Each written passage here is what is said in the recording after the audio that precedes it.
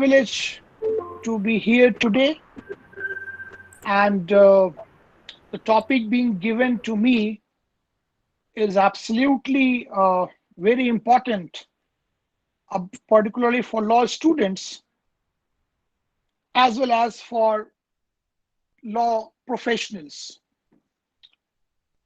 Alternate dispute redressal mechanism, ADR, as it is broadly known, has a different component, and we while we will cover everything, I will try to cover everything, but due to scarcity of time, I will be focusing my submission towards arbitration, because in ADR component, arbitration is most important. Why we need alternative? What is the need of alternative dispute redressal mechanism? So I will not go into the theoretical aspects for a simple reason that everybody of you, being a distinguished fellow, you must be aware of the theoretical aspect. I will try to share my own experiences, which I have derived being a lawyer, practicing lawyer, and managing different arbitration cases, including some high stake arbitration matters. We have to understand first the backlog problem which is prevailing in Indian judiciary, the system. As per a survey being published by Government of India itself in 2018, it is estimated, it was reported that more than 3 crore cases were pending at that point of time. I am taking a threshold of 2018. And many cases out of these backlog are basically the cases which are almost 10 years old. 64,000 approx cases were pending in Supreme Court, and around 50 lakh 83,000 in high courts, and almost 29305 something in a figure in lower court. We have to understand, I hope I am audible to you all. I hope I am audible to you all.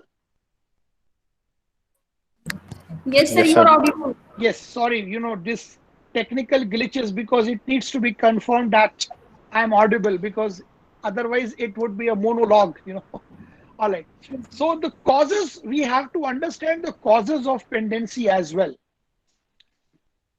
There is a capacity constraint. Unfortunately, the infrastructure in our judicial system has not been developed at par with the growing population, growing economics, as well as growing litigations.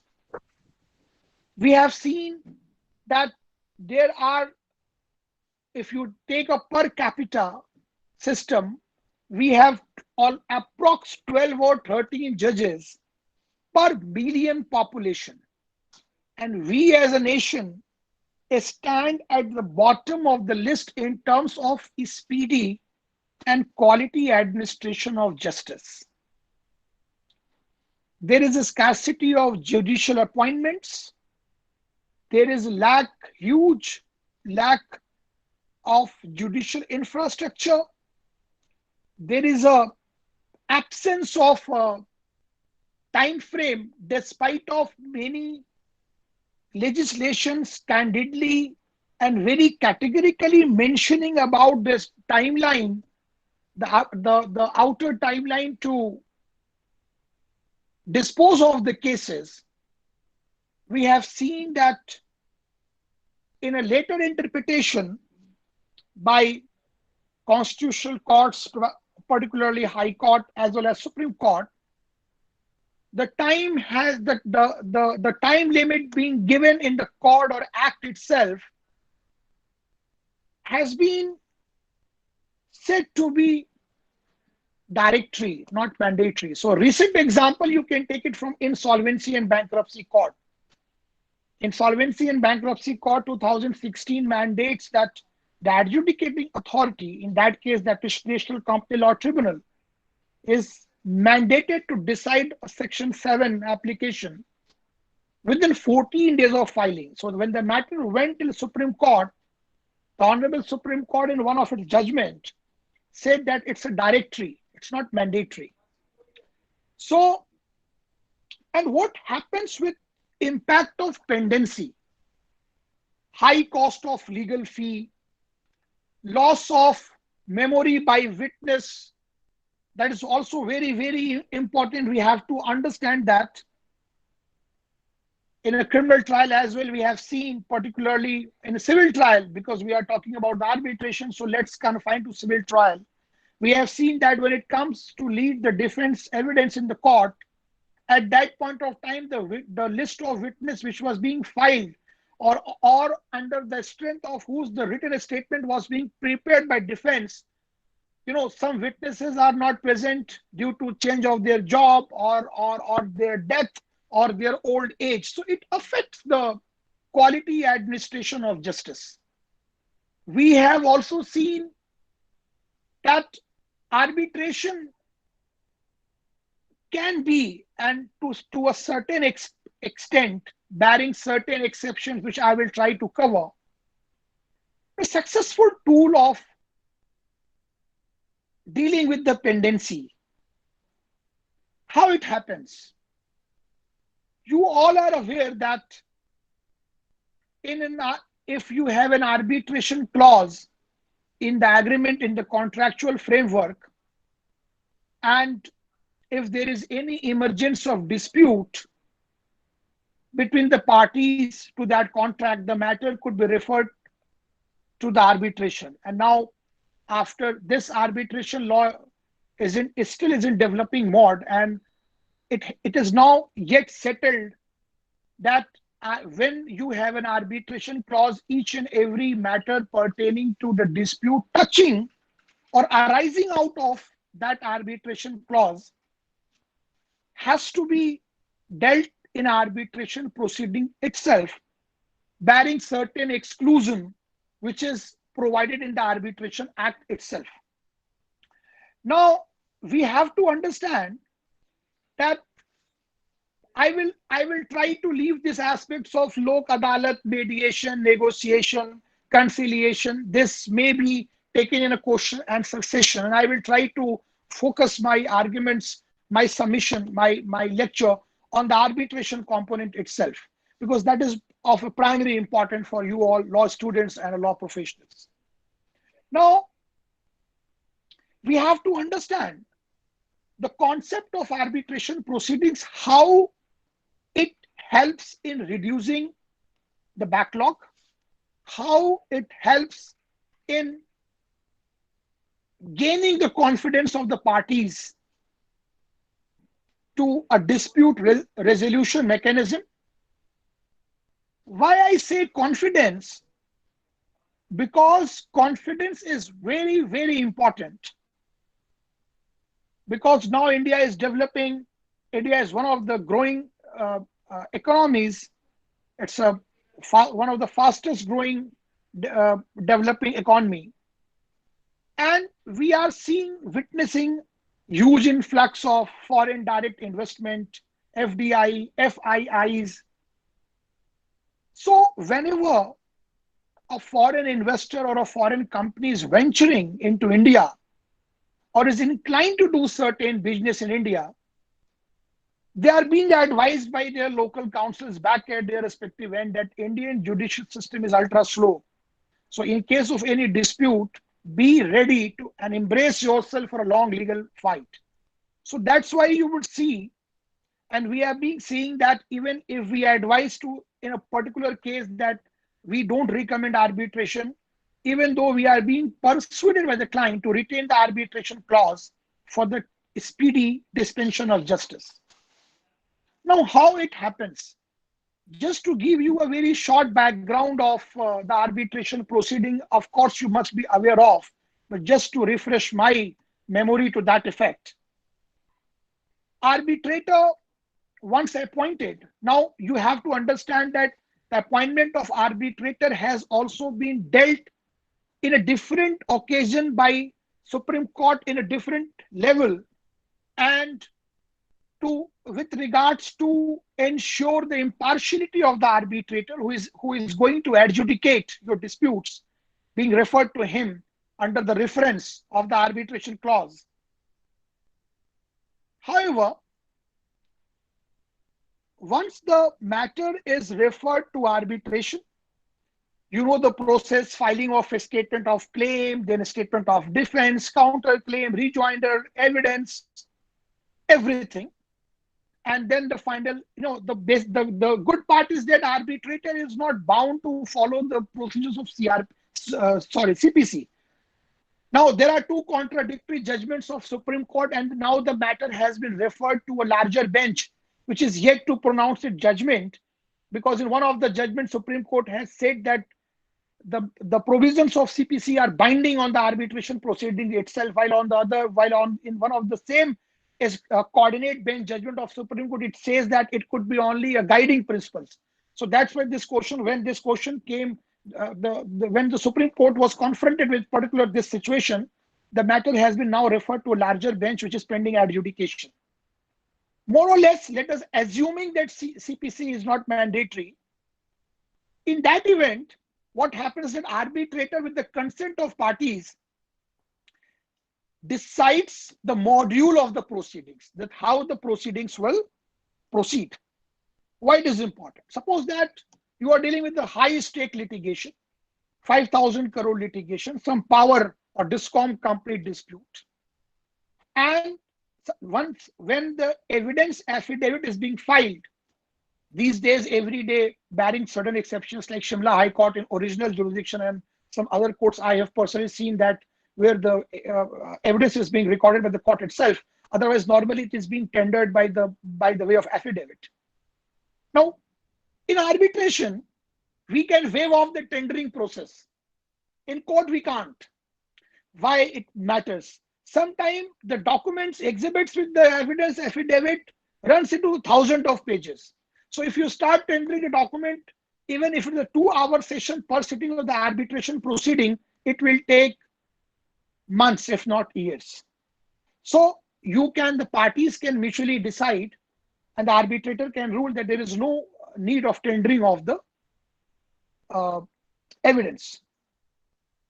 Now, thereafter, after finalizing the modules of the arbitral proceedings, when the matter is finally argued and award is being published by the arbitral tribunal so constituted who entered into the reference, the limit of appeal, statutory appeal, is very, very confined, very limited. I will come to that aspect later. Now, earlier what happened that arbitral proceedings also were taking quite long period. I'm a counsel in various matters where we are doing arbitration for 3 years, down the line of 4 years. Some matters are still pending for 5 years. So a negative sentiment penetrated into the business community that see what is happening. So we left the court to come to arbitration, and again the story is same. Government of India, yani Parliament, realizing the importance of the institutional arbitration and the time-bound procedure to complete the entire process, enacted amended Arbitration Act way back in 2017, if I'm not mistaken, and it was mandated to complete the proceedings in 1 year from the date of entering into reference, yani meaning thereby when the arbitrator entered into the reference to adjudicate the disputes which have been referred to him for adjudication. Now, important part is thereafter what went, that it was realized that 1 year is basically, relatively very low. Then with the new amendment, the period has been extended to 1 and 6 months for completion of pleading, and then 1 year for process. Though it is open for extension. There is a provision, if I'm not mistaken, section 29 capital A of the Arbitration Act, whereby you could go to civil court for seeking an extension. Why it is important to ensure the time bound disposal, and what make it, what separates the arbitral award from the normal degree, is very important to understand. Right? First appeal is a right in the case of degree. Then you have a regular second appeal where you can only raise the question of law, and then you have a Supreme Court. So then you have a appeal or a Supreme Court matter, SLP. It takes time. In arbitration, the cases are entirely different. Why? Though, of course, parties have been given right to challenge any arbitral award under Section 34 of the Act. However, the grounds of the challenge are very limited. So the party intending to challenge the arbitral award has to satisfy to the concerned court under Section 34 that his application challenging and assailing the award precisely falls within these classifications as enshrined in Section 34. Further, Supreme Court in multiple judgments and repeatedly held, and various high courts as well, that in Section 34, the court cannot assume the role of the Court of Appeal. It's not a statutory appeal. Now, though the idea and the depth of the subject is too much to be discussed and deliberated during this short time, but it is worth reading some of the recent judgments of Supreme Court, wherein repeatedly it has been held again and again, time and again, that even if the inferences being drawn by the arbitrator, the reasoning could not be challenged.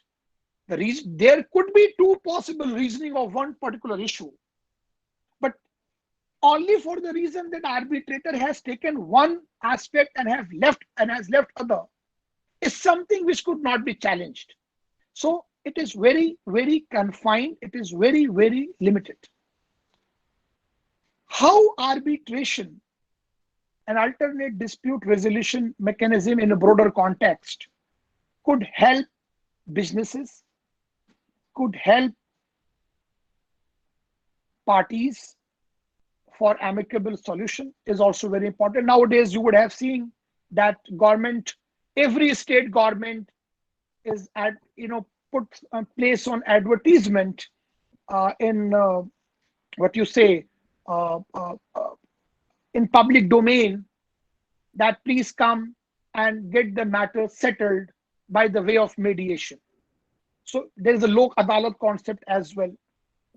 My point is that if arbitration clause is properly inculcated in the agreement, and if the parties are serious in settling their disputes which have emerged during the course of their business transaction, the arbitration is a perfect tool and module for the time-bound disposal of the matter. In any way, we have to understand there are always merits and demerits of every process. So that's why it is important that arbitration clause is very, very important. Normally, what we usually make mistake by copy and, sometimes that we do wonders with copy and paste tool. So we must avoid doing wonders with copy and paste tool. You, being the law students, should be very, very serious if you want to practice in if you want to be an arbitration lawyer. So that does not mean that you will automatically become an arbitration lawyer, or from day one you would start getting the arbitration work. My advice to you, and this I keep on telling to all law students wherever I interact, please focus your practice for certain initial years to a lower trial court so that you could understand the nuances of trial proceedings. At end of the day, in arbitration, arbitration is also a trial, civil trial, though it's a quasi judicial uh, uh, proceedings. But it's like a trial because you are conducting trial in the arbitration proceedings itself. So arbitration, if properly handled and managed, will ensure that there is a timely disposal, meaning thereby disputes which have emerged would be settled very fast, meaning further, meaning thereby that the parties to the business, particularly foreign direct investors, foreign institutional investors who are coming to my country, to our country to invest, to venture into the business, they would have this confidence that yes, now in India, if there is any dispute in the transaction, because dispute is an indispensable part of the business transaction. Howsoever cordial environment you may have, dispute emerges, in, in a business transaction. So the sentiments are very important. So if that's why you would have heard that there is a demand in India for institutional arbitration, development of institutional arbitration. Like we have some institutional arbitration, more particularly Delhi International Arbitration Center, DIAC. And DIAC is doing some wonderful work, some wonderful job. And it is, but still a lot needs to be done. Now, if you take per contra example of Singapore International Arbitration Center, SIAC, or you go with ICC Paris, or you go to London or other countries, even Dubai Free Zone. There is a Dubai International Financial Center. This is separate from main Dubai legally, and you have English laws to govern your business transaction there. So Singapore International Arbitration is something from which we must draw and derive certain inspiration. I have been there, I have seen how they work, how effective they are, and how countries across the globe, even for the inter-countries agreement, are preferring Singapore International Arbitration Center, to be their seat of arbitration in case of any disputes. Arbitration can also do wonders in, though as a lawyer, I should not say, you may take it in a lighter vein, that we, the lawyers, and you being budding lawyers, someday down the line, God willing, you would, of course, the bread and butter of a lawyer is his or her fee. So professionally speaking, so we have to speak sometime on a professional standard, sometime on an ethical standard, and sometime on the requirement standard. Cost-wise, arbitration proceeding is much cheaper than the court proceeding. In earlier arbitration regime, it was not, because at that time Schedule 4 was not there. Fee was very astronomical. Some arbitrators were charging 15 lakh per sitting. Let aside lawyers 3 and 5 star and these and all. You would have seen and you would read a lot of articles about that in law journals and on social media or internet platform. Now, Arbitration Act has specified the fee as well. So the fee has been capped. If I'm not mistaken, that is Schedule 4 of the Arbitration Act, wherein it is being defined that what would be the arbitrator fee, number one. Number two, the immediate requirement of paying the court fee in a like in a civil case, it stands suspended, and then when you get an award, you only at the time of the award, you have to pay, depending on the stamp duty requirements. Like in Delhi, you are required to pay 1% of the award amount, by the both parties in event of the consent award. And if it is a contentious award, then the cost of that stamp duty, like court fee, is also included in the award itself. Sometime and sometime may not be. So cost wise, it is very effective. Time wise, it is very, very effective with the new regime. And we are now seeing post 2017, though, as a practicing lawyer of arbitration, I could say that we were required to seek extension from the mandatory, in addition to the mandatory time period as is stipulated in the act itself. But in majority of cases, we have seen that within the given time frame, the arbitrator was successful in completion of proceedings. So that's very, very important. Uh, am I audible? Please confirm it. Yes, sir. All right, and please also let me know what is the time till I have to speak, and then we will open the floor for questions. So it's 4:28. All right. Now, what time you would ask? You would prefer me to stop and to open the floor for questions. So, sir, as Yes, sir, please go 5 on. o'clock. Sir, 5 o'clock. So you want me to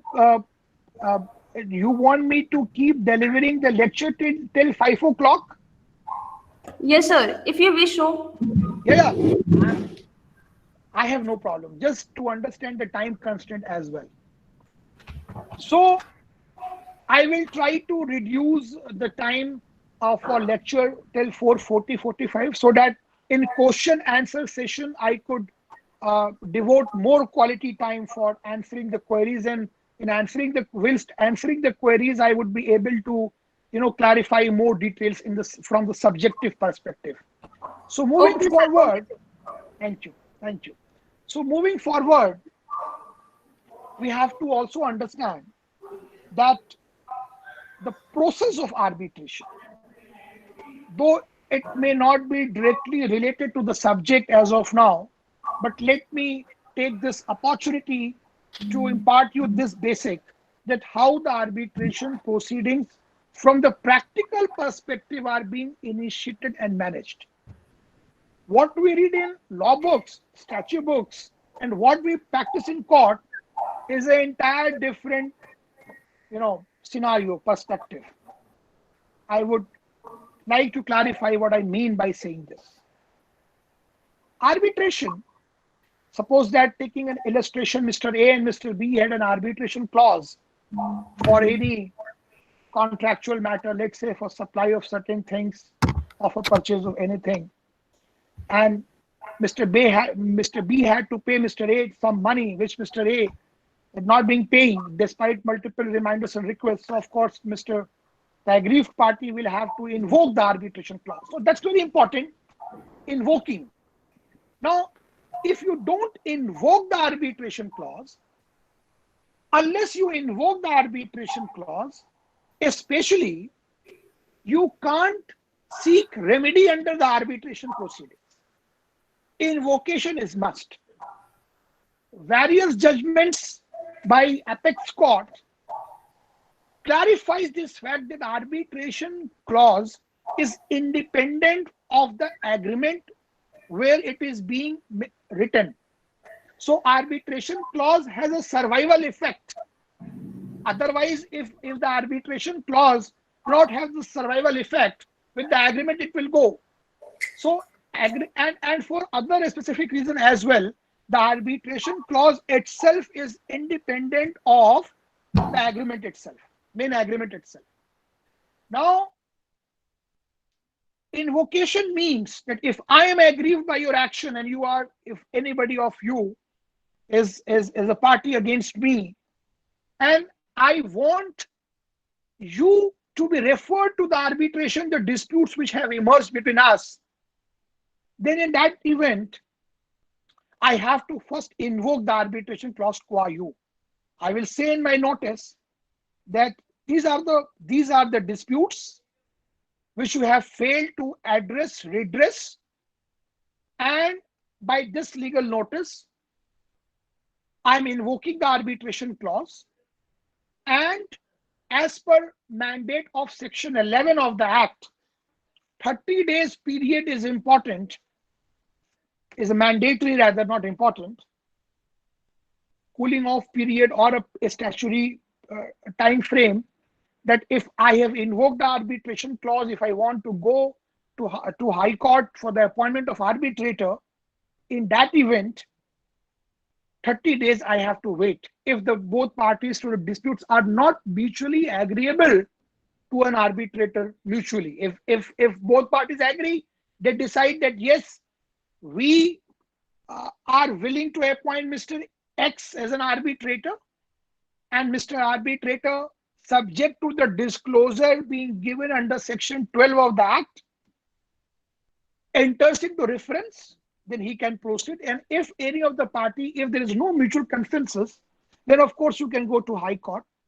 You have to remember one thing, that appointment of the arbitrator under section 11(6) of the Act is vested only with Honorable High Court of that jurisdiction. I will come with the jurisdiction aspect as well. I'm trying to cover this arbitration in a very short discussion, in a nutshell rather. Now, the Chief Justice of the High Court is empowered by the Act itself to appoint the arbitrator under 11(6), 11 subclause 6 of the Arbitration Act. Normally, Chief Justices designate this power to their brother judges and sister judges in the court, and they take up the arbitration roster.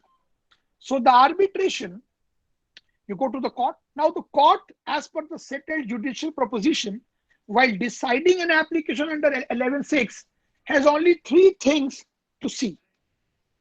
Proper arbitration clause, that yes, there is an arbitration clause. Number two, that place of arbitration. Place of arbitration means that whether the High Court, which has been approached, has a territorial jurisdiction to entertain, meaning thereby that if my and your agreement says that the place of arbitration, now place and seat and venue are again the complicated term. I will not venture into this because it will take much time. The place of arbitration shall be New Delhi, so of course Delhi High Court will have jurisdiction.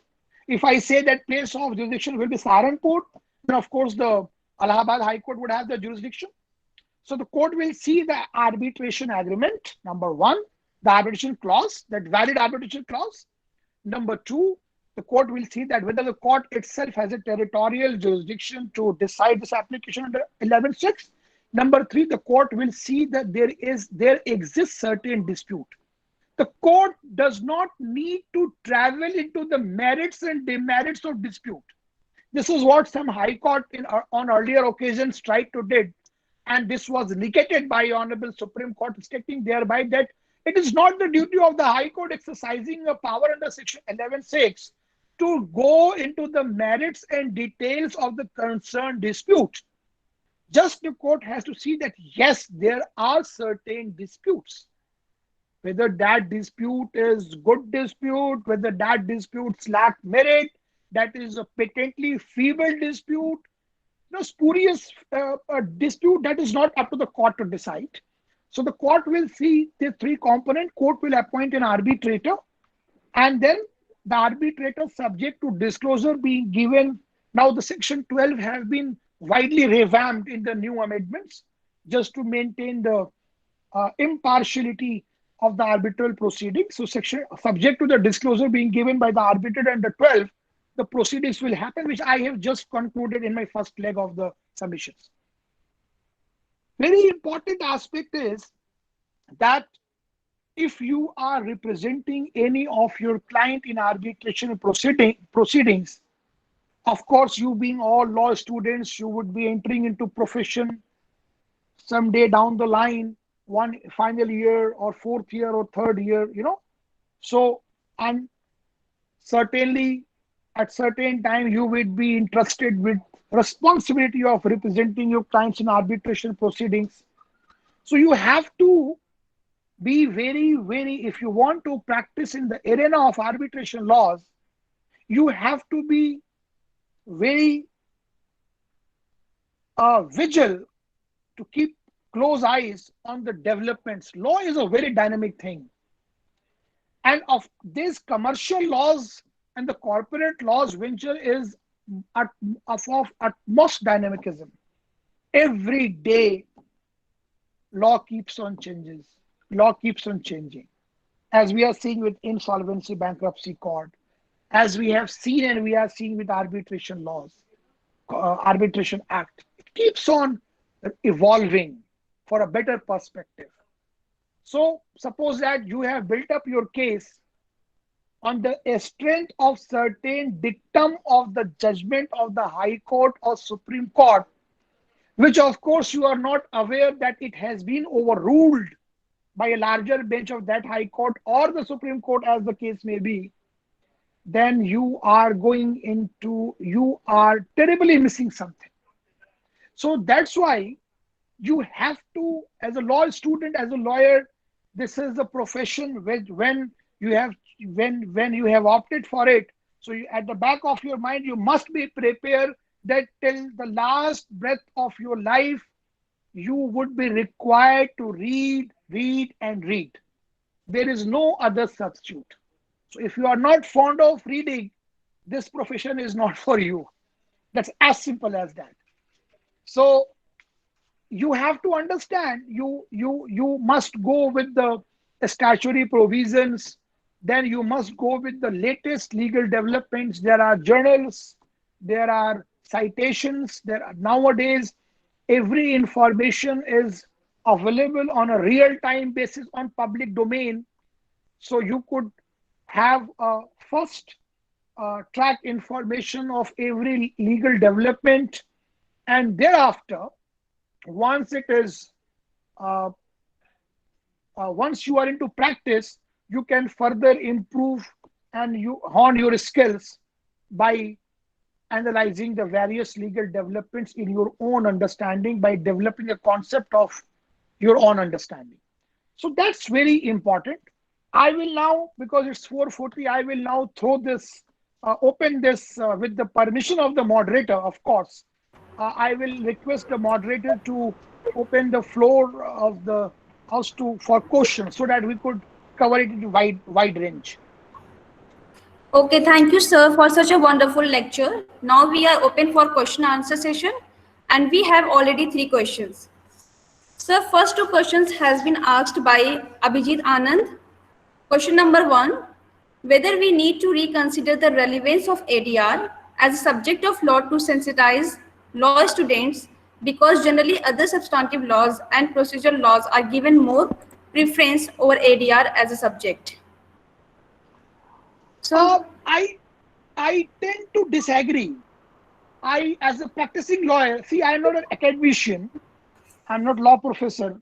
So my answers will be confined to my experiences, which I have derived and I keep on deriving for from my litigation perspective. What is important here? ADR in general, as I said, with regards to lok adalat, mediation, conciliation, these are not very important, though it is as a part of the legal framework, legal ADR regime.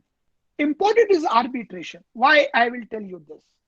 See, if the parties are willing to settle their disputes amicably, even they can settle their dispute with the help of certain friend, common friend, family friend, acquaintances, any, in a higher strata in relationship like dada and nana and chacha and all that, it can happen. But for arbitration is technically a contentious part of ADR. Lok adalat is not non-contentious. Itna paisa banta hai, itna de do, baat khatam. Hmm? Mediation is not contentious. Whatever transpires in mediation is if the agreement has been reached, parties it became the parties are bound. But if the agreement did not reach, the whatever had transpired in the mediation proceeding does not fall in the purview of any, like parties are not bound by that. Like in conciliation, it's the same thing. But arbitration is a type of a proceeding itself. So arbitration law is being given attention. It is a excellent avenue to practice. You would of course see, I must be fair to speak this to you all, that It is like metropolitan cities like Mumbai, Bombay High Court, Delhi, Madras, Chennai, and Calcutta. Majorly, Bombay and Delhi are the major hub of the arbitration. In other cities, like in Uttar Pradesh, we have been doing arbitration matters. We struggle a lot. We struggle a lot to convince honorable judges to, to apprise them about the arbitration proceedings, particularly in Section 9 applications, which in UP, because we have unlimited jurisdiction, so every matter has to go to the district judge in case of Section 9. So, but attention, let me tell you that with over a period of time, this law is going to be developed more, and more people will be attracted towards settling their dispute towards arbitration. Hope that answers.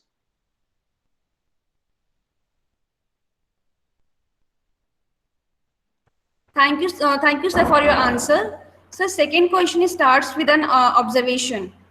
ADR is basically an alternative, but many a times it becomes an additional dispute resolution mechanism because when parties get unfavorable order or awards, resort to court process, and thus making objective of ADR as a bit redundant. So, how to tackle this sort of situations? See, this has been covered in my lecture itself. With great regards to the person who has asked this question, uh, and presuming that he's a law student, I would rather like to tell him that it is not the case. Arbitration proceedings could not be taken to the court as per own whims and fancies. Not at all. Only two provisions in Arbitration Act itself give you the right to approach the appellate court.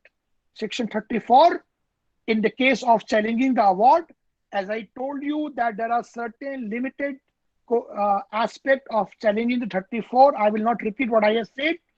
And Section 37, wherein you could challenge even the 34, Section 34 order to the division bench in 37, or you could also challenge Section 9 order under Section 37, or Section 17 order under Section 37. So the Supreme Court has almost closed the territorial jurisdictions of the court, the High Court or the Civil Court, District Judge Court, to keep on intervening with the arbitral proceedings. So you may rest assured that courts these days are not interested in hearing you. Even in Section 34, in Delhi High Court, you come to my High Court for any intervention, you will see that 34 are being outrightly dismissed without even issuing notice.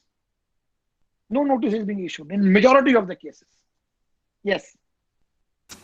Thank you, sir. Sir, we have last question from Sekhar Chaudhary.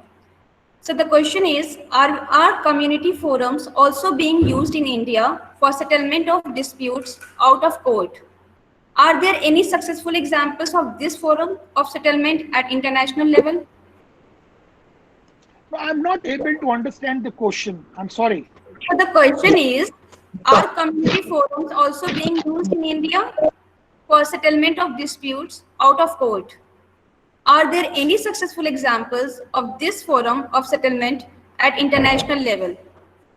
We have different bodies. See, family settlement is a different thing. So if families are sitting together back in India, in like, let's assume in Saharanpur or in Delhi or in Deoband, and they are settling the matter amicably, they are entering into a deed or in any document to that effect. So the same thing can apply to US, to UK, to any other country.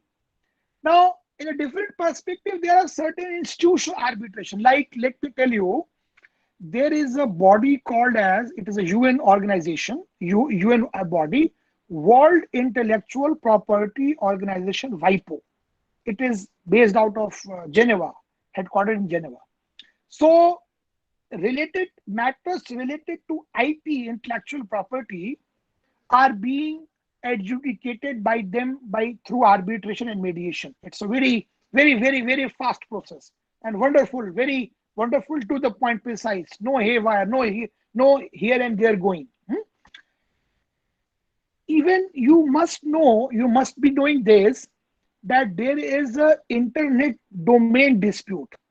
I don't know if you are aware of generic domain names, second level generic domain names, and ICANN, the body which covers this internet. And now you, and as an advice, as your senior, I can tell you that please spare your time in reading about internet laws, cyber laws, internet, because data is a new petrol.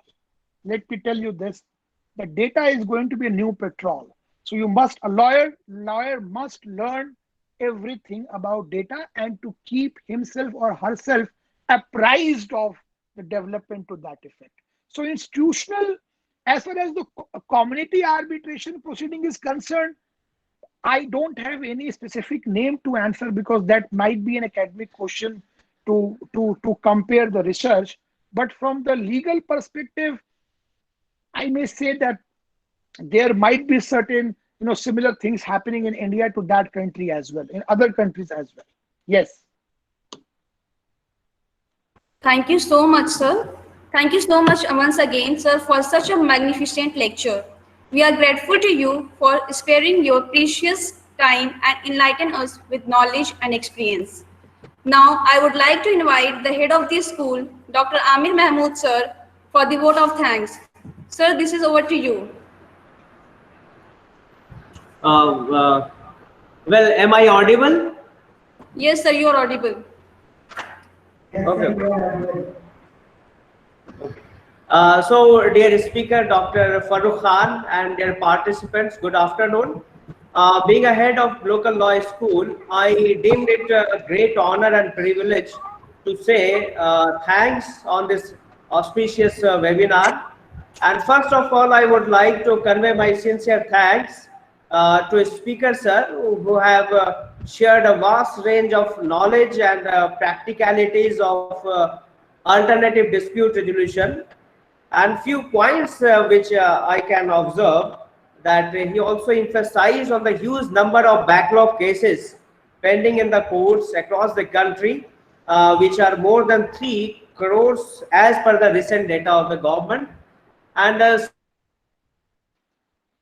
process is also very useful in the emerging economy like ours, as it has a potential to improve investors' perspective about India as an economy, and the arbitration process may prove very beneficial to them. And also highlighted the shortage of judges at all level, at district level and high court levels, which may take a lot of time to fulfill the vacancies. But in the meantime, resources to arbitration for civil disputes may become a fruitful for litigants. So your presence has indeed made this webinar memorable one. Again, thank you all who participated from different part of the country, and thank you to all of you. Thank you to all the organizers and coordinator of this webinar to make this a success, a grand success. Thank you all, and a special thank you to Dr. Farrukh Khan, who has given precious time of him for this webinar. Thank you a lot. Thank you very much. Thank you very much to all of you. Stay safe and healthy. Stay tuned. Have a great evening ahead. Bye-bye. Thank you, sir. Speaker, sir. Thank you, all the participants. With this, we come to an end of this session. Thank you so much for joining with us. Thank you so much, sir, once again. Thank you. All the participants are required to fill the feedback form provided in the chat box for the attendance in order to get their e-certificates. Thank you so much, sir. Thank you.